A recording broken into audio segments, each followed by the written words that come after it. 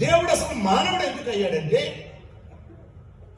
ఆ దేవుడు నరుణ్ణి సృజించినప్పుడు తన పోలిక చొప్పున తన స్వరూపమందు నరుణ్ణి సృజించాడు. ఎంతగా ఆ పోలిక, ఆ స్వరూపం ఎవరిది? పౌలు గారు మనకు చెప్పేంతవరకు ఆ పోలిక ఎవరిదో తెలియదు. పౌలు రోమా పత్రిక 5వ అధ్యాయం 14వ వచనం అంటాడు, ఆదాము రాబోవువాని నిజ స్వరూపం. పొద్దున మా తమ్ముడు కొన్ని ఫోటోలు పంపించాడు, ఒక అమ్మాయి ఫోటోలు. అనే ఒకసారి చూడు, మన పెద్దోడికి సంబంధం వచ్చింది అన్నాడు. చూసిన తర్వాత ఎలా ఉందని అన్నాడు.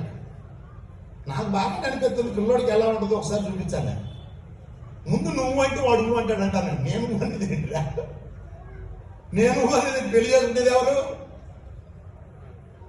వాడు. ఒకవేళ మీరు కూడా అయ్యా కొంచెం మా అమ్మాయికి సంబంధం చూడండి అన్నారు అనుకోండి. అమ్మ మరి ఒక ఫోటో, పెద్ద ఫోటో ఒకటి, దగ్గరగా ఒక ఫోటో, ఒక 2 ఫోటోలు పంపించాను. పూర్వకాలం అయితే 4 ఫోటోలు పంపించాల్సి వచ్చేది, ఇప్పుడు అవసరంలా. ఏం 4వ ఫోటో? వెనక్కి తిరిగి ఒక ఫోటో పంపించాలి, ఎందుకంటే తోక బాగుందా లేదండి. తోక జడ. ఇప్పుడు జడలు అంత పొడవుండే వాళ్ళు ఎక్కడ ఉన్నారు? అన్ని బేబీ కటింగ్లో చేసింది కదా. అప్పట్లో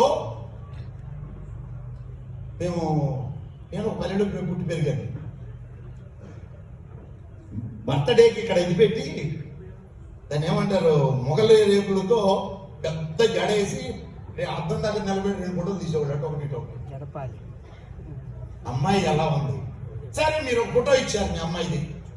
అనంతపురం తీసుకెళ్ళి ఒక అబ్బాయికి చూపించారు. ఇలా ఉంటుంది అమ్మాయి చూడండి, బ్రహ్మాండంగా ఉంది సార్ అన్నాడు. మరి చేసుకున్నాను అనుకో. ఈ అమ్మాయిని చేసుకోవడం ఏంటి? నచ్చింది అన్నావుగా. నచ్చింది సార్, బొమ్మ నచ్చింది. అసలైన అమ్మాయి ఎక్కడ ఉంది? హైదరాబాద్ లో ఉంది అసలైన అమ్మాయి. బొమ్మ నచ్చింది కానీ ఈ బొమ్మ ఎవరిది? నాకు ఆ రియాలిటీ కావాలి. So who is the reality of Adam? The son of God. ఆదాము యొక్క నిజ రూపం ఎవరంటే యేసయ్య. ఎందుకని? నరుణ్ణి దేవుడు తన కుమారుని స్వరూపంలో సృజించాడు.